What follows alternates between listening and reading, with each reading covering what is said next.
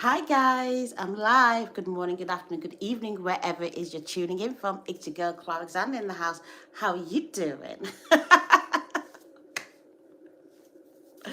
Good morning. Well, it's morning in the UK. I don't know what it is in wherever you are, wherever you're listening in from. But yeah, it's just like it's a glorious day. The sun is shining, the summer is out, everything's going on, and yeah, I am bright and chirpy. So yeah, let's go. What am I talking about today? So today is my third episode. Yep, my third episode on stewardship. And so far, just to give you a little bit of a recap, I spoke about stewardship of yourself. So how do you steward you? You know, you are a gift that God has given to you. So how do you steward you? Then how do you steward your relationships? So your family, your marriage, your friendships, all those kind of things. So how do you steward your relationships? And today I actually want to talk about stewarding money. And I was thinking, do I talk about stewarding money or do I put stewarding things all together? But I just wanted to separate stewarding money out because I think that money, like the Bible does say, is the root of all evil. Now, I'm not saying that it is evil to have money. Definitely not. No, it is just the love of money is the root. So when we love it over and beyond what we, over beyond our love for God, when we worship money, when money becomes that thing in our life that we strive for, as opposed to, wanting to be a good disciple of Jesus Christ and wanting to live life the way we know God has taught us to live life, wanting to live a life of love, as opposed to all those things, when we put money as number one, then yes, it does become an evil thing in our life and it actually then destroys us. So that being said, I like that terminology. That being said, it just goes to show that there is something to think about when we're looking at the stewardship of money. How do we steward our money? Number one question: have you ever asked yourself the question, where does money come from? Like I was speaking with boyfriend yesterday, and I was like saying, who thought of the concept of money? Like, where did this all start? And if you go all the way backwards to, like, the previous days, it started off from trade. It was like you will trade something that you had to somebody that needed what you had, and they had what you wanted. And that was what a simple trade was. So if you needed food, but you've got land, but you don't have food, you will trade your land for food. And so that is how it all started. It's always like, well, you've got this, I need it, but this is what I have and you need it, so let's trade. And it started in that way. And obviously eventually, as it went through the years,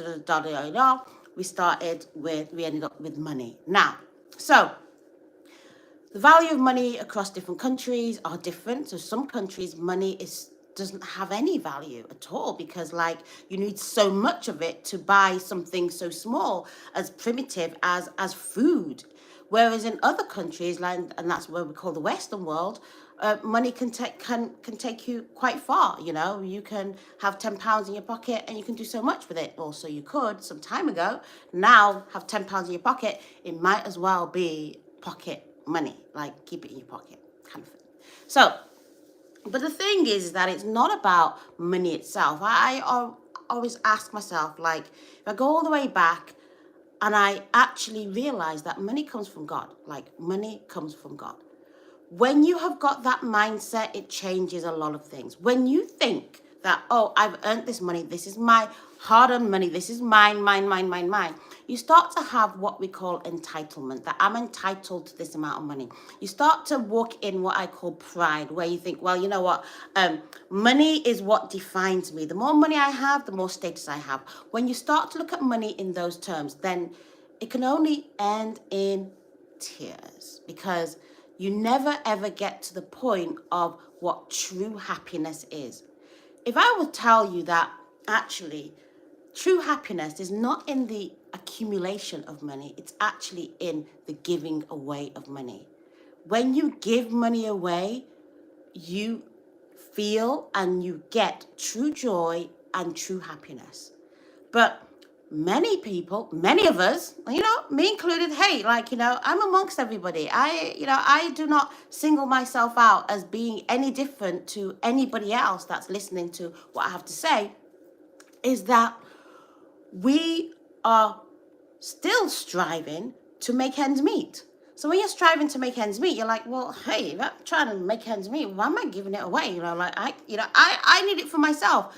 And then what happens is that you get into this selfish mentality because it's all about you. You're thinking, when I've got enough, then I can give. When I got enough, then I can do. When I have enough, then I will go. Hey, let me tell you something. You will never have enough. That definition of enough does not exist. Now, so let's go back to money comes from God. And, when I firmly believe this, so there's a difference between saying it in your head and go, oh yeah, money comes from God, and then believing it in your heart. And I know I'm down here because it's a belly, it's a knowing, it's an understanding, it's a revelation that you can only get from God, that money comes from him. And therefore, he has it in abundance. And like I've said before in one of my previous podcasts, if you imagine all the money, heaven, the streets are lined with gold, the streets are lined with gold, not tarmac, not coal, gold. So that tells you something about the value, about the things that God values compared to the things that we value. Hey, don't get it twisted.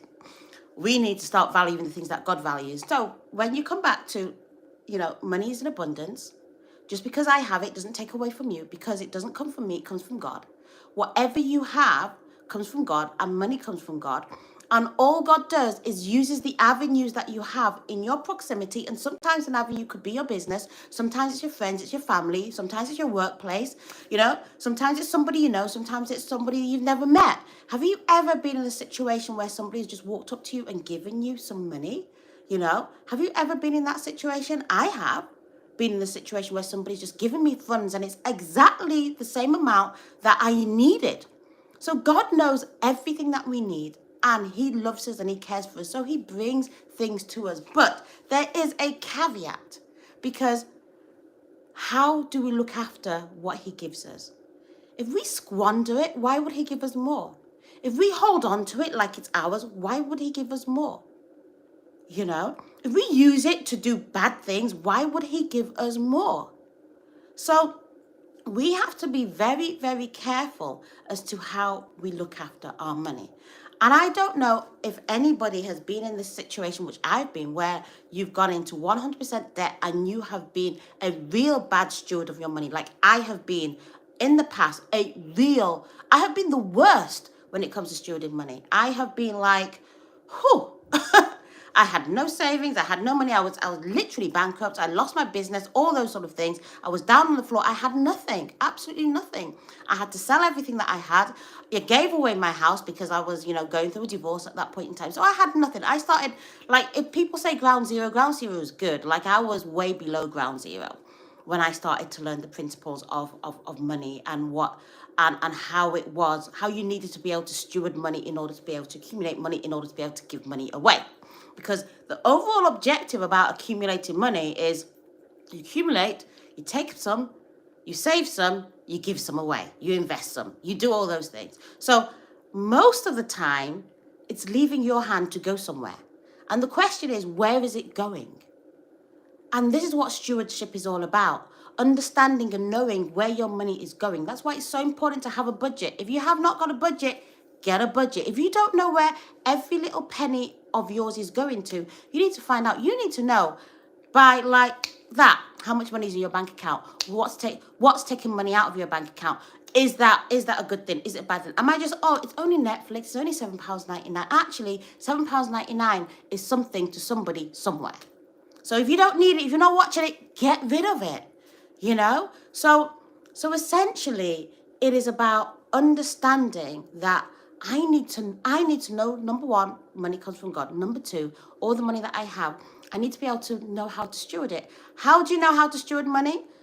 The Bible tells us. Have you read Proverbs? Go and read Proverbs. It will tell you inside out how you need to look after money. Because you know why? Guess who it was written by? Solomon. And guess who Solomon was? The wisest man that ever lived. Even till today, he is wiser than anybody that lives on this earth right now. So if you've got a favorite person or a favorite book that you read and you go, wow, this is wise words or what have you, then, and you have not yet watched or not watched, read Proverbs, you're missing something. You're missing a whole heap of stuff. So you need to go and read Proverbs. Enough said. So, and I remember in my scenario when, when I had no money, one of the things that God always said to me was tithe. He says tithe. And if you don't know what tithing is giving 10% of your income, of your first fruits to God every single month. Now, and he asked for it not because he needs it. Let me tell you, God does not need our money. But he asks of it because it disciplines us to look at money differently. It disciplines us to understand that money comes from God. And therefore, just as a child will give back to you something that you've given to them. Have you ever given your child a bag of sweets? And then they take one out of the sweets. So they've got like a bag and it's got like, 30 sweets in it. And they just take one sweet and they go, here you go, mommy, here you go, daddy. That one sweet, what's that representing? To you, it's like, oh my gosh, they understand that this bag came from me and they're giving me back. They're giving me back. And you feel so good about that. And it's not like they've given you the whole packet. They've just given you one sweet, And that's what God is trying to teach us. The beauty in giving, the beauty in receiving, and the beauty in understanding where it all comes from. Knowing it. So God, in his mercy, enabled this route to happen. And that's why we should never begrudge giving tithe. We never should look at it like, oh my gosh, the church is trying to get money from me. Don't look at it that way. You're giving it to God because he gave to you first. And you're happy in that. And that's why God doesn't want it if you're going to be like, got to give this money to God. Really don't want to. He doesn't want it. He wants you to go, I am so privileged and I am so happy that I get this opportunity to give to you. Because what can I give to you? But you've told me what I can give to you, which is great because otherwise there's nothing I can give. What can I give? But when you tell me what to give, then I am pleased and I'm happy that I've got the opportunity to do so. So number one, he told me, give your tithes. And I had nothing. I literally had nothing. I was like, out of all of this stuff, it doesn't make sense. 2 plus 2 is not making 5. It's just like out of all of this. But I did. Religiously, every month, I gave my tithes. And I had, at the end of the month, enough. I don't know how it worked out, but it just happened.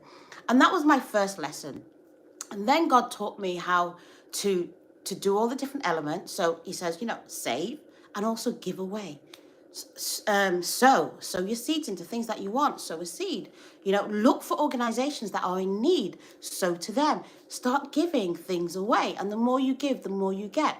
And the more you do, the more that comes to you. And I've started to understand this principle. And then I don't know whether you've listened to Dave Ramsey. Like Dave Ramsey talks about the snowball effect. And it's a snowball effect of how to get out of debt. You snowball your way into debt and he teaches you how to snowball your way out of debt. And it's so powerful and really good. And, and I urge you, if you've not listened to Dave Ramsey, you should go and listen to some of his things on YouTube, and you should definitely go and pick up, if you're in debt right now, go and pick up his principles about the snowball effect, because it will get you out of debt. Like, don't get me wrong, the Bible does say, the borrower is the slave to the lender. And it doesn't physically mean that you are a physical slave. Sometimes it is. Sometimes the lender will just put it over your head. Like, you owe me this, you owe me this. Like, have you ever been in a situation where you've gone, you've had 1 month late on your mortgage? Like, how do the banks pound on you? You owe. It's not even like, well, we kind of like understand that life is difficult. So you know what? That month that you owed us, we're just going to let you slide. You don't need to pay it to us. They never tell you that. They're like, you owe. Pay. Or your house is at risk. How much stress does that give somebody? This is also another reason as to why, if as quickly as you can, pay your mortgage off.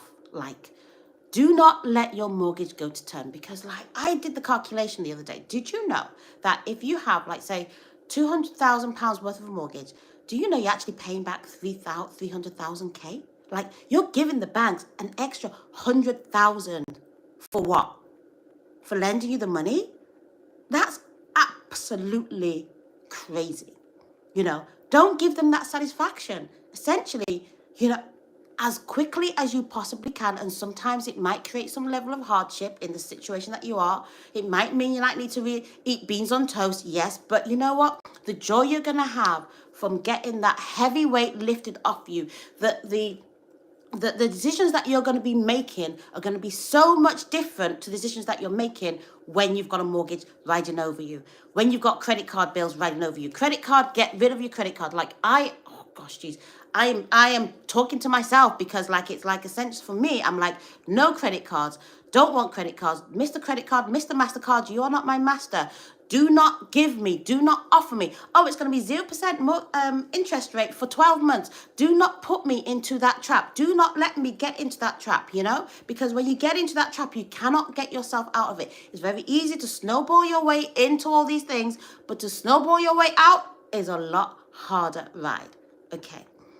That's another topic for another day. I could go in as deep as I want to in this topic because it's something I'm so passionate about, as you can tell. So, Clara, cool down a little bit. All I'm just trying to say to you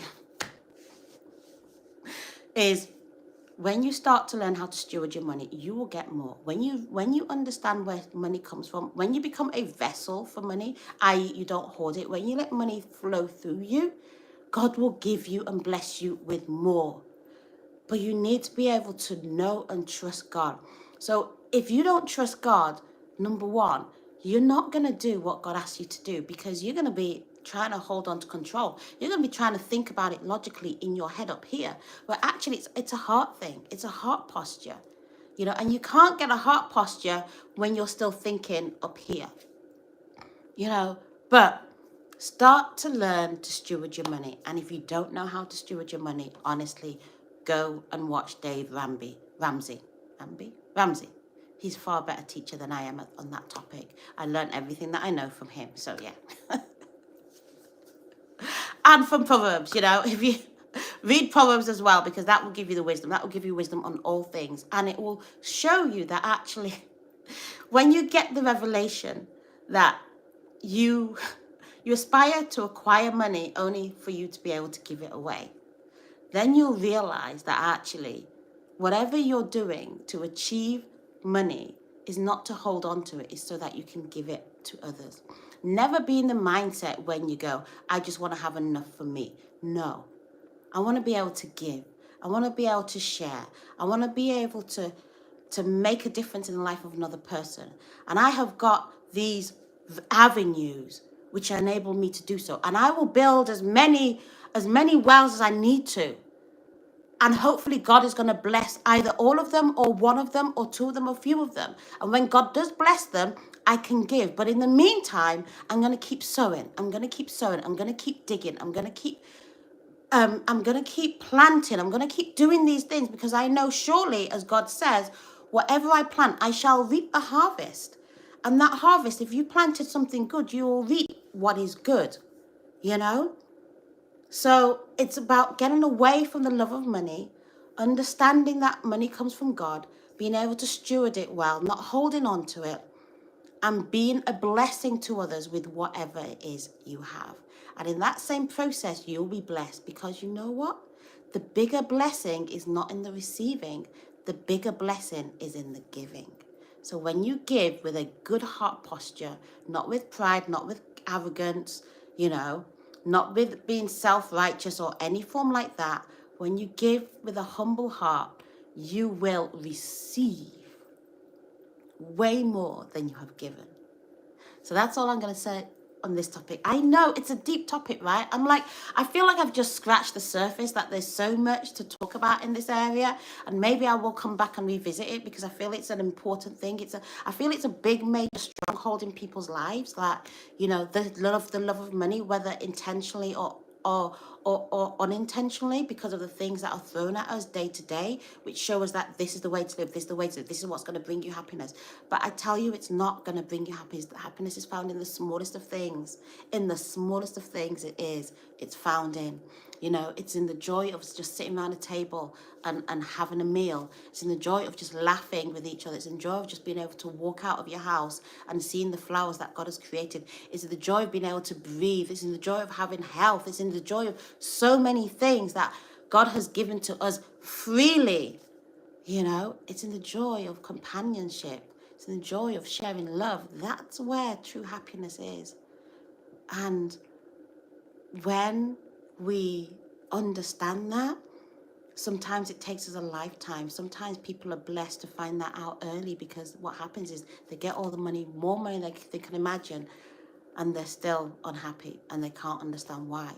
And it's because the intention behind it was all wrong. The understanding behind what money brings is all wrong. You know, it's a vehicle for you to be able to actually get joy through through giving it away, you know. And that's why Jesus said to the guy that said to him, what can I do to inherit the kingdom of God? And he's like, give everything that you have to the poor, everything, let go of everything, come follow me. And in his heart, he couldn't do it because the love that he had for money was just too great. And he walked away sad because he realized, actually, it's sad that I can't do it. I cannot give up these worldly things, these things that are here today and gone tomorrow. You know, these things that are going to pass for something that is eternal, that is going to be with us forever. Hey, guys, literally, we need to smarten up a bit. We need to look at our finances and how we're stewarding it, and the examples that we're setting for our kids, for how we are teaching them to steward it. You know, we talk about the world, but the world is created from us, and change happens with us. When we start to change things, the world starts to change. When we just go on with what's happening, we just become a victim of what's already there. But when we want something different, we start to change. We do things differently. We perceive things differently. We don't settle with, that's just how it's always been, and that's how it's always going to be. We go, there needs to be change.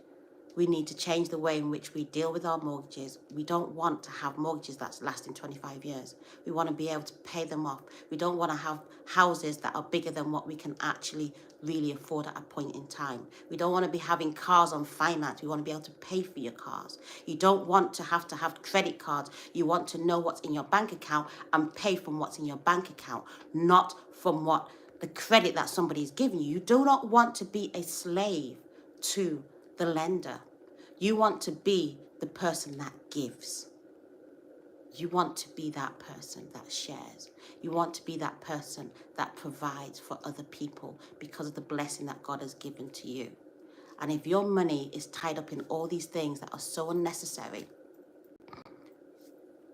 you don't want to do that. Do a simple exercise today. Go into your house, look at all the things that you have in your house and look, what can I give away? What is no longer serving me? What do I have just piling up in my house? We all have it. I have it. What can I give away? You know? And the other thing is, when you do get something, make sure you look after it. And the reason why you're looking after it is because one day you're going to want to give that away too. When you get things and you just don't look after it, and that's another thing I'm going to talk about. The next time I'll talk about how you steward things. When you get things and you don't look after it, why would you want to give that thing that you haven't looked after to somebody else? It's almost like it's almost like you don't value the other person. But when you acquire something and from the onset you're looking at, I'm acquiring this because I know one day I'm going to give it away because there's one day I'm no longer going to need it. You look after it so that by the time it hits the next person, it's almost as if you haven't even used it because you've looked after it. It goes on and on and on. Stewardship is a big thing. Learn how to steward your money. But you know what? Before I go, I want to tell you, and I've spoken about God in most of what I've said today, because everything comes from God. And God loves you. He really does. Like, you know, he loves you. His love is beyond any other love that you will ever have, because he has agape love for you. Like, that is unconditional love, love that he's given to you, not because of who you are or how you feel about yourself or whether you feel you're good enough or not. It's irrelevant of that. Whether you even love him back, he loves you. And, and he wants you to just give him your heart. Just open up your heart to him and see what he's going to do in your life. He really loves you. And guess who else loves you? I do. I love you because God has loved me first. And he pours his love into me. And it's so abundant that I can pour it out to you. And when you receive God's love, you'll be able to do the same to everybody that's around you. Freely, easily. And if we had a world that just loved, as opposed to a world that hated, automatically things will start to change. So just try it out for size and just see, And if nothing happens, then go back to your life. Go back to what you had before. But if something does happen, then that is proof that he loves you and he just wants to give you all the things that he's planned for you that you just don't know right now at this point in time. So why don't you just let him in? Just, simple prayer. Hey, God, if you're there, if you're there, like, show me. I'm in debt right now, God. I don't know what to do. Like, show me. Give me a step. Like, when you first come to God, you can ask him for like really crazy things and he will give it to you. Like, you can go, God, give me a sign, and boof, you get a sign literally hit you on the head. You can't do it like at this point in time. I'm like, God, give me a sign. He's like, you should know better than that.